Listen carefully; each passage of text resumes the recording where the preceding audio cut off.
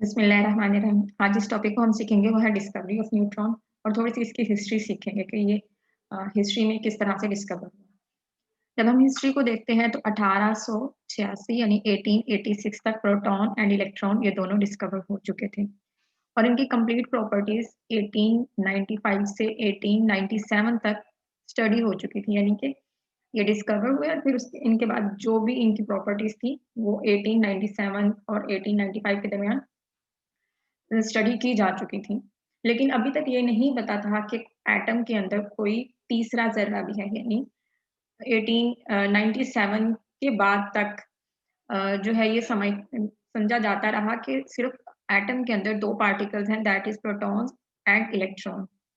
और ये बात कब तक सोची जाती रही? अबाउट 1932 तक, 1932 तक ये बात समझी जाती रही। लेकिन 1920 के अंदर Rutherford is a name of scientist जिसने ये कहा था कि हम कभी भी एटॉमिक मास को एक्सप्लेन नहीं कर सकते अगर हम ये बात कहते हैं कि एटम जो है वो जस्ट प्रोटॉन और इलेक्ट्रॉन से मिलकर बना हुआ है, क्योंकि एटॉमिक मास उस वक्त तक एक्सप्लेन नहीं होता जब तक हम ये कंसीडर नहीं करते, ये फर्ज नहीं करते कि एटम के अंदर एक न्यूट्रल पार्टिकल है जिसका मास प्रोटॉन के मास के बराबर है। तब तक हम इस चीज को एक्सप्लेन कर नहीं पाएंगे। किस चीज को? एटॉमिक मास को, क्योंकि प्रोटॉन जो है वो मास रखता है, इलेक्ट्रॉन का कोई मास नहीं होता।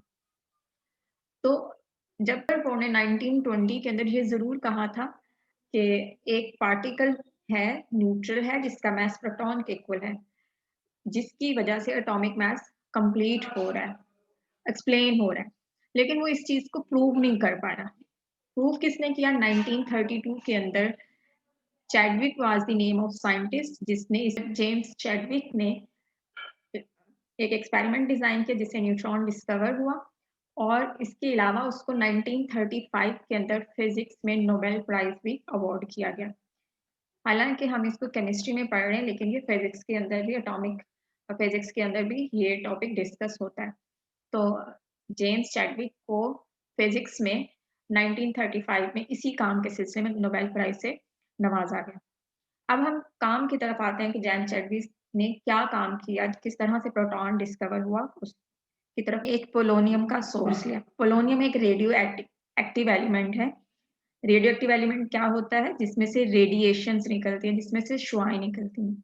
अब ये कौन सी 3 शुआएं निकलती है, इसके ऊपर बात करते हैं। फिर उसके बाद हम एक्सपेरिमेंट की तरफ आते हैं कि ये कौन सी 3 रेज रेडियो एक्टिव एलिमेंट्स में से निकलती हैं, क्योंकि उनमें से तीनों का जिक्र डिस्कवरी ऑफ न्यूट्रॉन के अंदर 1 बाय 1 करके आएगा, तो इस वजह से वो मैं पहले ही आपको एक्सप्लेन कर देती हूँ। उससे रेडियो एक्टिव एलिमेंट के बारे में भी आपको पता चल जाएगा। रेडियो एक्टिव एलिमेंट्स होते हैं, वो रेडिएशंस एमिट करते हैं। वो रेडिएशंस 3 टाइप की होती हैं। Number 1 is alpha radiation. ये क्या होती है, ये सीखेंगे और इसे समझेंगे। दूसरी बीटा रेडिएशंस होती हैं, इसका जिक्र भी आएगा। और third type of radiation is called as gamma radiations. अब अल्फा रेडिएशंस क्या होती हैं? बेसिकली अल्फा रेडिएशंस क्या होती हैं? ये न्यूक्लियाई ऑफ हीलियम होते हैं। ये आपके सामने एक एटम है, इसमें 2 प्रोटॉन है और 2 ही न्यूट्रॉन है। इसके बाहर 2 इलेक्ट्रॉन है। अगर हम इसकी एटॉमिक नंबर की बात करें तो इसका एटॉमिक नंबर क्या होगा? इसका एटॉमिक नंबर 2 होगा। और इसका एटॉमिक मास क्या होगा? इसका एटॉमिक मास 4 होगा, क्योंकि एटॉमिक मास क्या होता है? Proton plus neutron. तो इसमें प्रोटॉन भी 2 हैं और न्यूट्रॉन भी 2 हैं, तो इसका मास होगा 4। लेकिन इसका एटॉमिक नंबर 2 होगा क्योंकि इसके अंदर प्रोटॉन्स की तादाद 2 है। तो हम इसको इस तरह से लिख सकते हैं, alpha radiations are basically nuclei of helium. इसको आपने साथ में लिख भी लेना है, nuclei of helium. Nuclei nucleus की जमा है।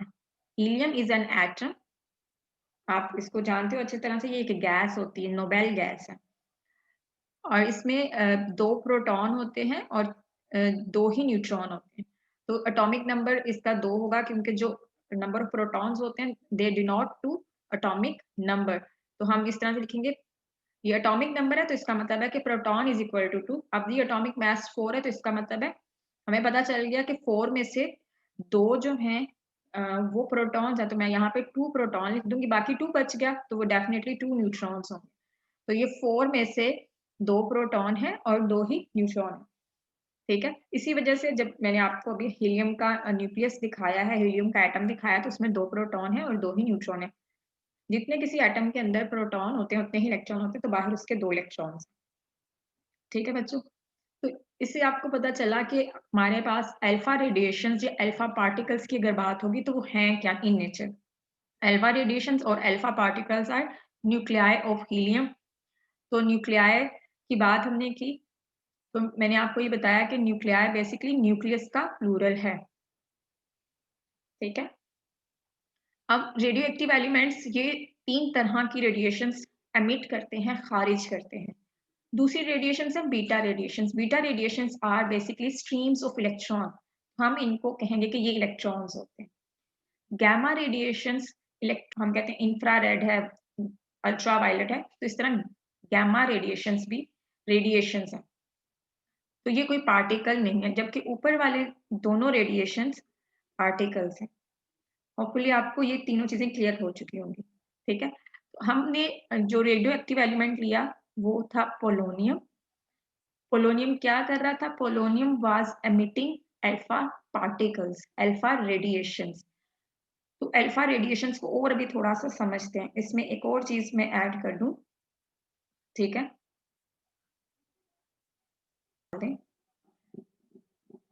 जो हमारे पास हीलियम एटम होता है उसके अंदर तो इलेक्ट्रॉन मौजूद होते हैं। ये हीलियम का एटम है जिसमें 2 प्रोटॉन हैं और 2 न्यूट्रॉन भी हैं। ये एटम है, लेकिन जब हम इस एटम में से इलेक्ट्रॉन निकाल देते हैं, ठीक है, अगर हम इसमें से किसी तरह से इलेक्ट्रॉन, जो ही हम हीलियम के एटम में से ये दोनों इलेक्ट्रॉन निकाल देते हैं तो अब ये हीलियम आयन बन जाता है। इसमें एटॉमिक नंबर चेंज नहीं होगा, एटॉमिक मास चेंज नहीं होगा, क्योंकि न्यूक्लियस के अंदर कोई चेंज नहीं आई, बाहर चेंज आई है। प्रोटॉन भी 2 रहेंगे, न्यूट्रॉन की तादाद भी 2 रहेगी, लेकिन अब इसके ऊपर चार्ज आ जाएगा +2 चार्ज। इसी वजह से ये जो मैंने यहाँ पे आपको दिखाए हैं इसके ऊपर प्लस चार्ज लिखा है और वो 2 दफा लिखा है, जिससे पता चलता है कि ये जो हीलियम एटम है ये +2 चार्ज रखने वाला पॉजिटिव आयन है। ये एक कैटायन है, पॉजिटिव आयन है। ठीक है, इस वजह से हम बेसिकली जो अल्फा पार्टिकल्स है, इसी वजह से हम उनको न्यूक्लियाई ऑफ हीलियम एटम कहते हैं, क्योंकि वो सिर्फ न्यूक्लियस होते हैं हीलियम एटम के, उनमें इलेक्ट्रॉन्स मौजूद नहीं होते। होपफुली आपको यहाँ तक अल्फा पार्टिकल्स की कंप्लीट अंडरस्टैंडिंग हो चुकी होगी कि ये क्या चीज होती है। अब हम अपने एक्सपेरिमेंट की तरफ मूव करते हैं, जिससे आपको आसानी होगी समझने में। ये पोलोनियम रेडियो एक्टिव एलिमेंट है जो कि हीलियम न्यूक्लियाई या अल्फा पार्टिकल्स एमिट कर रही है, और ये जाके अपने टारगेट के साथ हिट करते हैं। टारगेट हदफ को कहते हैं जहां पे निशाना बांधा हुआ है। ठीक है, तो ये न्यूक्लियाई जाके हीलियम के हिट करते हैं बेरिलियम एटम को, और हिट करने के बाद इनमें रीअरेंजमेंट ऑफ न्यूक्लियस होती है और एमिट होते हैं रेडिएशंस। कुछ पेनिट्रेटिंग सी रेडिएशंस एमिट होती हैं, और डिटेक्टर से जब उनको डिटेक्ट किया जाता है तो पता चलता है कि ये जो रेडिएशंस हैं बेसिकली ये पार्टिकल्स हैं न्यूट्रॉन के। क्यों इनको न्यूट्रॉन कहा गया? क्योंकि डिटेक्टर ने, ये चार्ज डिटेक्टर है बेसिकली, ये बताता है कि जो पार्टिकल है इसके ऊपर कौन सा चार्ज है। तो चार्ज डिटेक्टर ने इनको डिक्लेयर किया कि इनके ऊपर कोई चार्ज नहीं है, इस वजह से ये पार्टिकल्स न्यूट्रॉन कहलाए। न्यूट्रॉन फ्रॉम न्यूट्रल, जिनके ऊपर कोई चार्ज नहीं होता। अब इस पूरी जो मैकेनिज्म है इसकी हम इक्वेशन देखते हैं, इस पूरे रिएक्शन की इक्वेशन देखते हैं। तो आपने मेरे साथ साथ रहना है, इसको अच्छे से फिर दोबारा से समझ लो कि अल्फा पार्टिकल्स बेरिलियम के साथ टकराए हैं, और उसके बाद से जो है वो न्यूट्रल पार्टिकल्स एमिट हुए जिनको डिटेक्टर ने डिक्लेयर किया कि उनके ऊपर कोई चार्ज नहीं, इस वजह से उनको न्यूट्रॉन का नाम दिया गया। पार्टिकल्स या न्यूक्लियाई टकराए या न्यूक्लियस टकराए, या हम यूं कह सकते हैं कि अल्फा पार्टिकल्स टकराए। तो इसको हम लिखेंगे इस तरह से कि ये हीलियम है जिसका एटॉमिक नंबर 2 है, मास नंबर 4 है, उसके ऊपर +2 चार्ज था, यानी इसके अंदर कोई इलेक्ट्रॉन्स मौजूद नहीं थे। ये किसके साथ टकराए हैं? ये टकराए हैं बेरिलियम के साथ। बेरिलियम का एटॉमिक नंबर 4 है और बेरिलियम का मास नंबर 9 है और इनके अंदर रीअरेंजमेंट हुई, ये हीलियम जाके बेरिलियम के न्यूक्लियस में बैठ गया। ठीक है, हीलियम भी एक न्यूक्लियस है और ये जाके बेरिलियम के न्यूक्लियस में बैठ गया और रीअरेंजमेंट हुई न्यूक्लियस में, जिससे एक और एटम प्रोड्यूस हुआ रीअरेंजमेंट के नतीजे में, जिसे हम कार्बन कहते हैं, जिसका एटॉमिक नंबर 6 था और मास नंबर 12। और साथ में क्या चीज प्रोड्यूस हुई? न्यूट्रॉन। न्यूट्रॉन के ऊपर चार्ज 0 था, जो नीचे लिखेंगे न्यूट्रॉन का चार्ज 0 होगा, वो नीचे होगा, लेकिन मास ऊपर हम लिखेंगे जो कि 1 है। अब हमने देखना है कि टोटल मास कितना है। पहले हम एटॉमिक जो है नंबर को बैलेंस कर लेते हैं। यहाँ पे बता रहे हैं कि 2 प्रोटॉन्स हैं, ये यहाँ पे 4 प्रोटॉन्स हैं। 4 और 2 6 हो गए, तो ये पूरा हो गया। अब यहाँ पे मास को देखते हैं। 9 यहाँ पे बेरिलियम का मास है और हीलियम का मास 4 है। 9 + 4 टोटल बन जाएगा 13, जबकि यहाँ पे 12 रहता है, तो एक ये भी मास है। तो 12 में 1 जमा करेंगे तो 3 सॉरी 12 में 1 जमा करेंगे तो ये 13 बन जाएगा। अब हमने इसको जरा डिटेल से देखना है कि हुआ क्या और किस तरह से हुआ है। यहाँ पे प्रोटॉन 2 है। अब ये जो 4 मास है, यहाँ पे 2 प्रोटॉन आएंगे प्लस 2 न्यूट्रॉन्स आएंगे, तो ये हमारे पास 4 मास बन जाएगा। यहाँ पे बेरिलियम के 4 हैं, तो यहाँ पे 4 प्रोटॉन होंगे और इस 9 में से 4 प्रोटॉन है यहाँ पे मौजूद और बाकी 5 न्यूट्रॉन है, तो तब जाके ये 9 बनता है। यहाँ पे 6 प्रोटॉन है और ऊपर जो है 6 प्रोटॉन होंगे प्लस 6 न्यूट्रॉन होंगे, तो तब जाके ये 12 बनेगा। इस तरह से यहाँ पे एक न्यूट्रॉन है जिसका मास 1 है। तो इसको हम कंप्लीटली देख रहे हैं। ये 4 प्रोटॉन प्लस 2 प्रोटॉन 6 प्रोटॉन्स हो गए। अब यहाँ पे जो 2 प्रोटॉन और 4 प्रोटॉन, ये एज सच जो है वो कार्बन के अंदर जाके 6 प्रोटॉन की फॉर्म में बैठ गए। लेकिन यहाँ पे न्यूट्रॉन की अगर हम बात करें तो यहाँ पे 2 न्यूट्रॉन यहाँ पे है और 5 न्यूट्रॉन यहाँ पे, टोटल 7 न्यूट्रॉन होंगे, जबकि यहाँ पे 6 न्यूट्रॉन है। अगर आप इसको देखोगे तो ये 6 न्यूट्रॉन है, तो एक एक्स्ट्रा न्यूट्रॉन बाहर निकल गया। तो इस तरह से ये न्यूट्रॉन जो है वो डिस्कवर हुआ। अब हमने नेक्स्ट जो बात करनी है वो है properties of neutron. Properties of neutron क्या क्या है उनको डिटेल से देखेंगे। सबसे पहली प्रॉपर्टी न्यूट्रॉन की क्या है कि इनके ऊपर कोई चार्ज नहीं होता। चार्ज डिटेक्टर ने इनको न्यूट्रल डिक्लेयर किया, ना इनके कोई पॉजिटिव चार्ज कैरी करते हैं, ना ही कोई नेगेटिव चार्ज कैरी करते हैं, चार्जलेस पार्टिकल्स हैं। सबसे पहली प्रॉपर्टी ये चार्जलेस है, इनके ऊपर कोई चार्ज नहीं होता। उसके बाद they can not ionize, ionize नहीं करते, गैसेस को आयोनाइज नहीं कर सकते, इनके अंदर ये सलाहियत ही नहीं है कि ये गैसों को आयोनाइज कर सके, आयन में कन्वर्ट कर सके। हाँ, तीसरी एक उनके अंदर सलाहियत यह है कि हाईली पेनिट्रेटिंग पार्टिकल्स हैं, इनके अंदर सरायत करने की सलाहियत बहुत ज्यादा है। ये पेनिट्रेशन क्या होती है, सरायत क्या होती है कि किसी चीज के अंदर दाखिल हो जाना और दूर तक उसके अंदर चले जाना, तो इसको पेनिट्रेशन कहते हैं। तो इनके अंदर जो पेनिट्रेशन पावर है वो बहुत ज्यादा थी, तो इस वजह से हम इन्हें हाईली पेनिट्रेटिंग पार्टिकल्स भी कहते हैं। फोर्थ इनकी ये प्रॉपर्टी थी कि ये बहुत से सब्सटेंसेस में हाई स्पीड प्रोटॉन निकाल सकते थे, यानी कि ये प्रोटॉन सब्सटेंसेस में से इजेक्ट करवा सकते थे। तो ये किस किस केमिकल सब्सटेंस के अंदर से ऐसा कर सकते हैं, तो उनमें नंबर 1 पे है पेपर। पेपर में से जो है वो इजेक्ट करवाते हैं प्रोटॉन, न्यूट्रॉन अगर हिट करे पेपर के साथ। वाटर, सेलुलोज एंड पैराफिन, ये वो सब्सटेंसेस हैं जिनके साथ अगर प्रोटॉन हिट करता है तो इनमें से हाई एनर्जी इलेक्ट्रॉन इजेक्ट करवा सकता है। इसके अलावा फिफ्थ प्रॉपर्टी जो न्यूट्रॉन की थी कि ये अगर ट्रैवल कर रहे हो 5 मेगा इलेक्ट्रॉन वोल्ट एनर्जी के साथ, तो ये हाई स्पीड न्यूट्रॉन्स कहलाते हैं। और अगर ये ट्रैवल कर रहे हो 1 इलेक्ट्रॉन वोल्ट से कम एनर्जी के साथ, तो फिर ये स्लो न्यूट्रॉन्स कहलाते हैं। अब ये इलेक्ट्रॉन वोल्ट क्या, ये मैं थोड़ा सा बता दूं। 1 electron volt is equal to 1.6 into 10⁻⁻19 coulomb volt के बराबर होता है। ठीक है। अब हम इतना डिटेल में नहीं जाएंगे, ये थोड़ा फिजिक्स का टॉपिक है, तो बस मैंने आपको बता दिया। दूसरा ये बता दूं कि हमारे पास जो मेगा इलेक्ट्रॉन वोल्ट है या इलेक्ट्रॉन वोल्ट जो है, ये एनर्जी का यूनिट है, ये एनर्जी को रिप्रेजेंट कर रहा होता है कि इलेक्ट्रॉन की एनर्जी कितनी है। ये हाई एनर्जी है, ये लो एनर्जी है। अगर 1 इलेक्ट्रॉन वोल्ट से कम एनर्जी होगी तो ये बहुत ही स्लो स्पीड के साथ मूव करेंगे, अगर ये हाई स्पीड के साथ मूव नहीं कर सकते। और जो स्लो न्यूट्रॉन्स होते हैं वो फिशन रिएक्शंस प्रोड्यूस करते हैं न्यूक्लियस के अंदर, फिशन रिएक्शंस। अब ये फिशन रिएक्शंस क्या होते हैं? फिशन जो लफ्ज है इसका मतलब होता है ब्रेक डाउन, तोड़ देना किसी भी चीज को। तो ये न्यूक्लियस को तोड़ देते हैं। ऐसे रिएक्शन जिसमें न्यूक्लियस टूट जाता है वो फिशन रिएक्शन कहते हैं। और न्यूक्लियस को तोड़ने के लिए स्लो स्पीड वाले न्यूट्रॉन को हिट करवाया जाता है एटम के साथ, तो एटम का न्यूक्लियस टूट जाता है। इस रिएक्शन को फिशन रिएक्शन कहते हैं। और उसके लिए हम न्यूट्रॉन्स का यूज कर रहे होते हैं। स्लो न्यूट्रॉन्स बहुत ज्यादा यूजफुल है फिशन रिएक्शंस करवाने के लिए।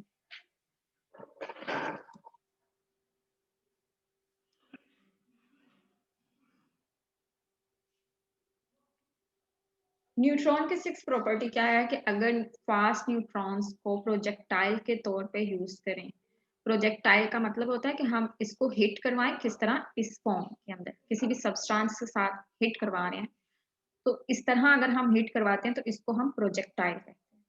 फास्ट न्यूट्रॉन्स को अगर हम किसी भी एटम के साथ प्रोजेक्टाइल की शक्ल में हिट करवाएं तो न्यूक्लियर रिएक्शंस प्रोड्यूस हो सकते हैं। उसकी एक एग्जांपल ये है कि जब हम न्यूट्रॉन को प्रोजेक्टाइल के तौर पे यूज करते हैं नाइट्रोजन के ऊपर, यानी कि हम नाइट्रोजन एटम को हिट करवाते हैं न्यूट्रॉन से, तो नाइट्रोजन जो है वो कन्वर्ट हो जाता है बोरॉन एटम के अंदर। और बोरॉन के एटम के साथ कन्वर्ट होने के ये अल्फा पार्टिकल्स भी रिलीज कर रहा होता है। अल्फा पार्टिकल्स फिर अगेन से न्यूक्लियाई ऑफ हीलियम एटम होते हैं जिनमें से 2 इलेक्ट्रॉन निकाले होते हैं। अब हमने इसका बैलेंस करना है, ये किस तरह से? जो मैथ है ये 14 है और ये 1 है, 15 हो गया। यहाँ पे 11 है और ये 4 है, तो टोटल ये भी 15 हो गया। नीचे यहाँ पे नाइट्रोजन है तो यहाँ पे एटॉमिक नंबर 7 है, यहाँ पे हीलियम है, इसका एटॉमिक नंबर 2 है, और बोरॉन का 5 है, तो ये भी 7 हो जाएगा। अब हम इसे थोड़ा और डिटेल से देख लेते हैं। यहाँ पे अगेन 2 का मतलब है कि प्रोटॉन नंबर 2, और यहाँ पे 4 का मतलब है कि 2 प्रोटॉन है और 2 न्यूट्रॉन है। यहाँ पे प्रोटॉन 5 है, तो इस 11 में कितनी पार्टिसिपेशन है न्यूट्रॉन्स की वो चेक कर लेते हैं। 5 प्रोटॉन अगर होंगे तो यहाँ पे 6 न्यूट्रॉन है। इस तरह से यहाँ पे चेक कर लेते हैं। 7 प्रोटॉन है तो यहाँ पे 14 में कितने प्रोटॉन्स हैं? 7 प्रोटॉन है और साथ में 7 ही न्यूट्रॉन्स हैं। तो एक न्यूट्रॉन ये है। ये एक्स्ट्रा न्यूट्रॉन जब न्यूक्लियस में बैठता है नाइट्रोजन के जाके, तो नाइट्रोजन का न्यूक्लियस डिस्टेबलाइज हो जाता है, ये टूट जाता है और चेंज हो जाता है 2 एटम्स के अंदर, एक बोरॉन और दूसरा helium. Helium basically alpha particles कहलाते हैं। ठीक है। इसके अलावा हम एक और चीज देखते हैं कि जब जो न्यूट्रॉन है ये हिट करता है कॉपर एटम के साथ। कॉपर का एटॉमिक नंबर 29 होता है और मास नंबर 65 होता है। जब न्यूट्रॉन हिट करता है और ये स्लो न्यूट्रॉन होगा, फास्ट न्यूट्रॉन नहीं होगा, तो सबसे पहले कॉपर एटम एक स्टेट में जाता है जिसको हम एक्साइटेड स्टेट कहते हैं। अब इसका एटॉमिक नंबर 29 ही रहता है और मास नंबर 66 हो जाता है, क्योंकि यहाँ पे एक न्यूट्रॉन उसके न्यूक्लियस में जाके बैठ गया। लेकिन ये साथ में गैमा रेडिएशंस प्रोड्यूस करता है, गैमा रेडिएशंस प्रोड्यूस कर रहा होता है। और थोड़ी देर बाद ये एक्साइटेड कॉपर एटम क्या करता है, ये ब्रेक डाउन इसकी हो जाती है। और किसमें ब्रेक डाउन हो जाती है, कैसे ब्रेक डाउन हो जाती है? ये चेंज हो जाता है कॉपर से जिंक एटम के अंदर, यानी कि ये copper 29 66 after some time will be converted into zinc 30 66। और साथ में जो है वो एमिशन होगी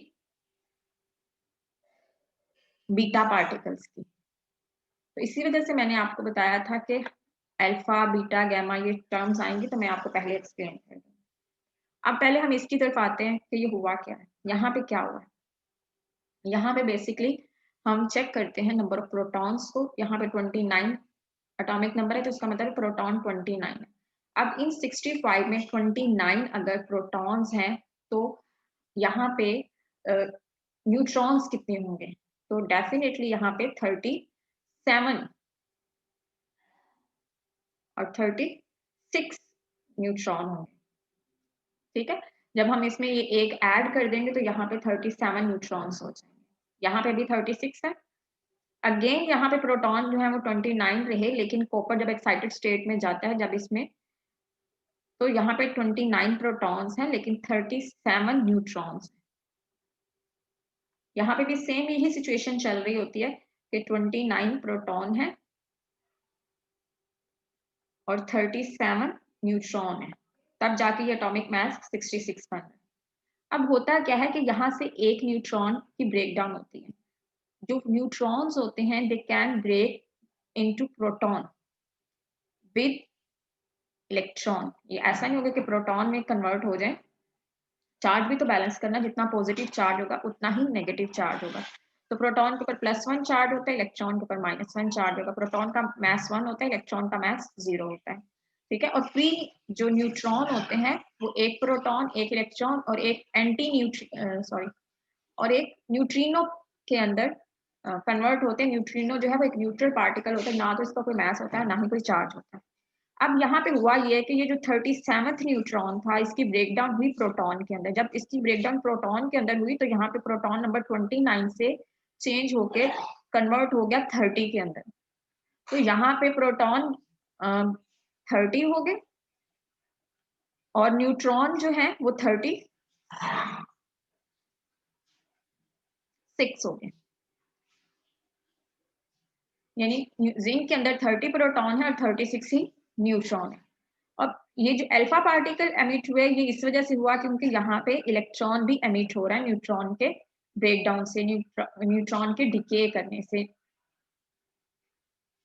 इसी वजह से मैं हमेशा ये कहती हूँ कि हमारे पास अगर एक एटम के अंदर नंबर ऑफ प्रोटॉन्स चेंज होते हैं तो एटम चेंज हो जाता है, लेकिन अगर नंबर ऑफ न्यूट्रॉन चेंज होते हैं, जिस तरह कॉपर है इसके अंदर 36 से 37 न्यूट्रॉन हो गए लेकिन कॉपर का एटम चेंज नहीं हुआ, ये रहा कॉपर एटम। लेकिन जो ही नंबर ऑफ प्रोटॉन चेंज हुए तो एटम फौरन से चेंज हो गया। ठीक है, अब यहाँ पे हमने ये भी देखा कि जो हीलियम एटम्स होते हैं जब इनमें से इलेक्ट्रॉन निकाल लिया जाता है तब भी ये हीलियम एटम ही रहते हैं। इन शॉर्ट मैं ये कहना चाह रही हूँ कि proton number is identity of an atom. एक एटम की शनाख्त उसके प्रोटॉन नंबर से होता है, क्योंकि जब प्रोटॉन नंबर चेंज होता है तो एटम चेंज होता है। नंबर ऑफ न्यूट्रॉन के चेंज होने से, नंबर ऑफ इलेक्ट्रॉन चेंज होने से एटम चेंज नहीं होता। इसी वजह से डेफिनेशन जो है एटॉमिक नंबर की करते वक्त हम कभी भी इलेक्ट्रॉन का, न्यूट्रॉन का जिक्र नहीं करते। हालांकि एटम के अंदर जितने प्रोटॉन होते हैं उतने ही इलेक्ट्रॉन होते हैं और एटॉमिक नंबर का इस्तेमाल नंबर ऑफ इलेक्ट्रॉन्स को जानने के लिए किया जाता है, नंबर ऑफ प्रोटॉन्स को जानने के लिए नहीं किया जा रहा होता। लेकिन इसके बावजूद हम कभी भी डिफाइन करते वक्त इलेक्ट्रॉन का जिक्र नहीं करते। क्यों? क्योंकि वो आइडेंटिटी नहीं है, उनके चेंज होने से एटम चेंज नहीं होता। Identity of an atom is number of protons. तो इस वजह से हम एटॉमिक नंबर की डेफिनेशन के अंदर सिर्फ इतना डिफाइन करेंगे कि atomic number is equal to number of proton, क्योंकि जो ही नंबर ऑफ प्रोटॉन चेंज होंगे तो एटम चेंज हो जाएगा। ठीक है, ये बच्चों आज का लेक्चर था, होपफुली आपको समझ आ चुकी होगी। अगर इसमें आपको कोई प्रॉब्लम है, कोई इशू है तो you can ask me in comment section. Allah Hafiz.